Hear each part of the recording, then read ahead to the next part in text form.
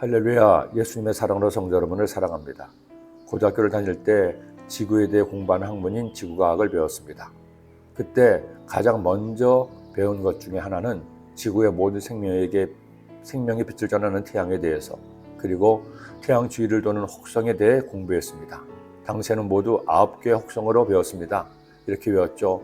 수금지와 목토 천해성, 수성, 금성, 지구, 화성, 목성, 토성, 천왕성, 해왕성, 명왕성.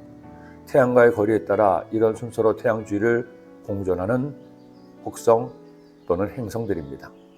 신기한 것은 태양에서 세 번째로 가까운 거리에 있는 지구만이 생명이 존재할 수 있는 모든 조건이 충족된다는 겁니다.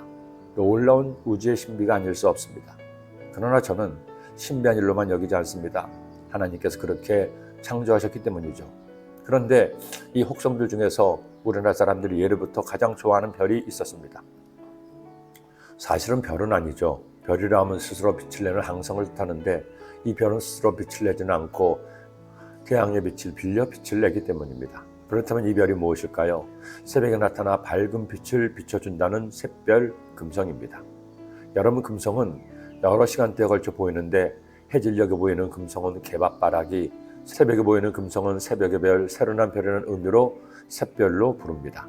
우리 민족은 이 샛별을 상사로운 별로 생각했습니다. 사실 달을 제외하고는 가장 가까이에 있는 행성이기 때문이기도 하죠. 그래서 동요 중에도 샛별이 들어가는 동요도 있습니다. 저 유명한 반달이라는 동요가 있죠. 그 동요 2절에 은하수를 건너서 구름나라로, 구름나라 지나선 어디로 가나, 멀리서 반짝반짝 비치는 건 샛별이 등대란다, 길을 찾아라. 그런가 하면 어린이 찬송가에도 샛별이 나옵니다. 샛별 같은 두 눈을 사르르 감고 주님의 이름을 부르노라면 우리 주님 내 마음에 하시는 말씀, 아이야 나는 너를 사랑하노라. 이렇게 정겨운 샛별인데, 이 샛별을 한자로 부르는 이름이 있습니다. 바로 계명성입니다. 오늘 말씀은 계속해서 바벨론에 관한 심판의 말씀이죠.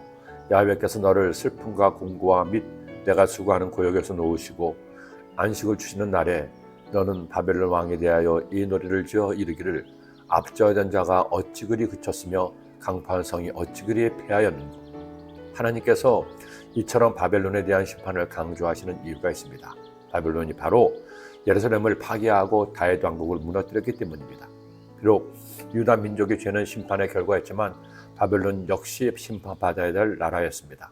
아울러 바벨론이 심판을 받아야 유다의 남은 자들이 다시 고향으로 돌아갈 수 있었기 때문입니다. 그런데 이 바벨론의 심판의 이유 중 가장 큰 이유는 바로 교만이었습니다. 바벨론 역시 아수르와 마찬가지로 야훼 하나님을 모욕하고 심지어 느부갓네살은 자신을 신으로 칭하기까지 했습니다. 그 교만을 하나님은 이처럼 엄히 심판하신 겁니다.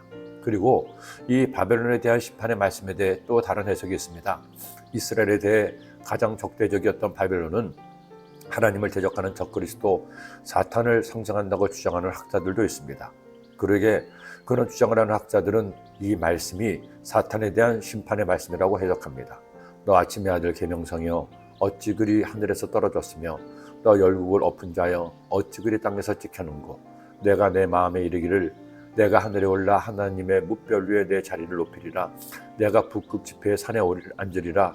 가장 높은 구름에 올라가 지극히 높은 이와 같아지리라 하는도다. 그러나 이제 내가 스올 곧 구덩이 맨 밑에 떨어짐을 당하리로다. 성경에는 나오지 않지만 이런 학설도 있습니다. 하나님에게는 3명의 천상이 있었는데 하나님 뜻을 전하는 가브리엘, 하나님의 군대 장관 미가엘, 하나님을 찬양하는 음악대장 루시엘. 그런데 하나님께 가장 사랑을 받았던 루시엘이 그만 교만해져서 하나님께 대해 반역함으로 쫓겨나서 루시퍼, 사탄이 되었다는 겁니다. 그리고 그 사탄이 공중 권세를 잡고 사람들을 미혹한다는 것이죠. 이 학설이 사실인지 아닌지는 우리가 천국 가면 알 것입니다.